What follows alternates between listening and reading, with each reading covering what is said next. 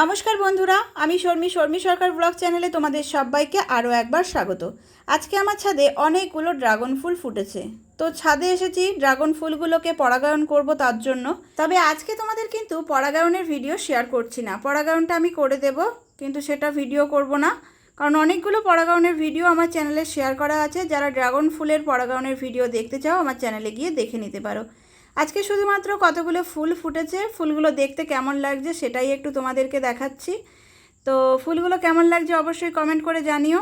আর গাছে কিন্তু এই মুহূর্তে আর ফুল ফোটার মতো কোনো কুড়ি নেই, যে কটা কুড়ি ছিল সবগুলো ফুটে গেল। নতুন করে কুড়ি এই মুহূর্তে আসছে না, কারণ অতিরিক্ত গরম। এত গরমে ফুলের কুড়ি আসে না, আর যদিও বা আসে সেটা নষ্ট হয়ে যায়। যেই গাছে আবারও একটু বৃষ্টির জল পাবে আবারও নতুন কুড়ি আসবে, আর সেই কুড়িগুলো ভালোভাবে টিকে যাবে। তো আজকের মতো ভিডিওটা কেমন লাগলো অবশ্যই কমেন্ট করে জানিও। টাটা বন্ধুরা।